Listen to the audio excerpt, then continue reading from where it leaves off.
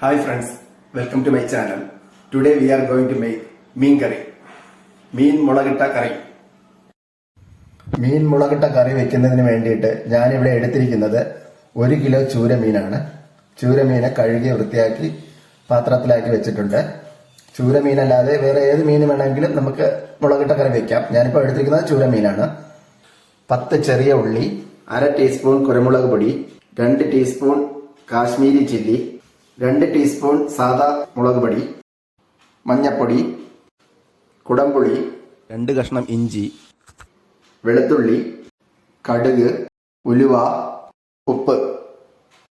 ചെറിയ ഉള്ളിയും ഇഞ്ചിയും വെളുത്തുള്ളിയും നമുക്ക് ചതച്ചെടുക്കാം ആദ്യം.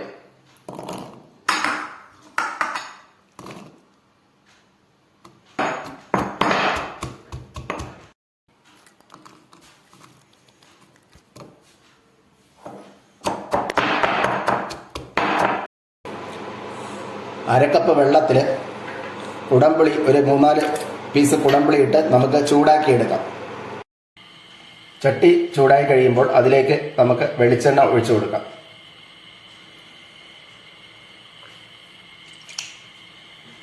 രണ്ട് സ്പൂൺ വെളിച്ചെണ്ണ ഒഴിക്കുക. നമുക്ക് കടുകിട്ട് പൊട്ടിക്കാം. കടുകിട്ട് പൊട്ടിയതിന് ശേഷം ഉലുവായി കൂടെ ഇട്ട് കൊടുക്കാം. ചതച്ച് വെച്ചിരിക്കുന്ന ചെറിയ ഉള്ളിലേക്ക് ഇട്ട് കൊടുക്കാം. വെളുത്തുള്ളിയുടെയും ഇഞ്ചിയുടെയും പച്ചമണം മാറുമ്പോൾ അതിലേക്ക് 1 സ്പൂൺ മഞ്ഞൾപ്പൊടി, കാശ്മീരി ചില്ലി നമ്മൾ നേരത്തെ എടുത്തു വെച്ചിരിക്കുന്ന 2 സ്പൂൺ, സാദാ മുളക് പൊടി, കുരുമുളക് പൊടി, ഇതെല്ലാം കൂടെ ഇട്ടതിന് ശേഷം ഒന്നുകൂടെ അതിൻ്റെ ഈ പൊടികളുടെ എല്ലാം പച്ചമണം മാറുന്നത് വരെ ഒന്ന് മൂപ്പിച്ചെടുക്കുക.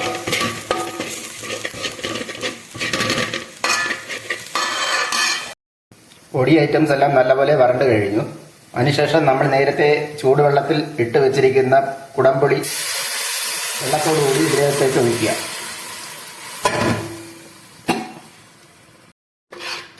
എന്നിട്ട് അതെല്ലാം കൂടെ യോജിപ്പിക്കുന്ന രീതിയിൽ നല്ലവണ്ണം ഇളക്കി കൊടുക്കുക. അതിലേക്ക് 1 കപ്പ് വെള്ളം കൂടെ ഒഴിക്കാം.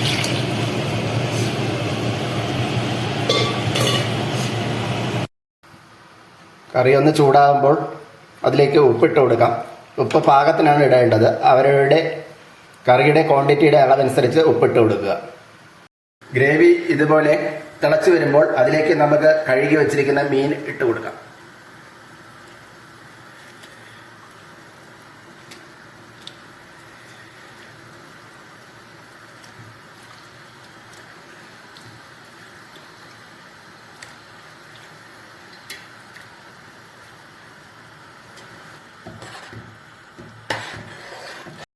മീൻ കഷ്ണങ്ങൾ ഇട്ടതിന് ശേഷം കറി നമുക്ക് അടച്ചു വെച്ച് വേവിക്കാം. ഒരു 10 മിനിറ്റ് വേവിച്ചെടുക്കാം. കറി ഇവിടെ നന്നായിട്ട് തിളച്ച് വന്നിട്ടുണ്ട്. നമുക്കിത് ഓഫ് ചെയ്ത് 10 മിനിറ്റ് റെസ്റ്റ് ചെയ്യാൻ വയ്ക്കാം. രുചികരമായ മീൻ മുളകിട്ടത് ഇവിടെ റെഡി ആയിട്ടുണ്ട്. ഇനി ഇത് നമുക്ക് സർവിംഗ് ബൗളിലേക്ക് മാറ്റാം.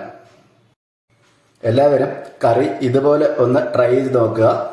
വീഡിയോ ഇഷ്ടപ്പെട്ടാൽ ലൈക്ക് ചെയ്യാനും ഷെയർ ചെയ്യാനും സബ്സ്ക്രൈബ് ചെയ്യാനും മറക്കരുത്. ഇനിയും ഇതുപോലുള്ള വീഡിയോകളുമായി വീണ്ടും കാണാം.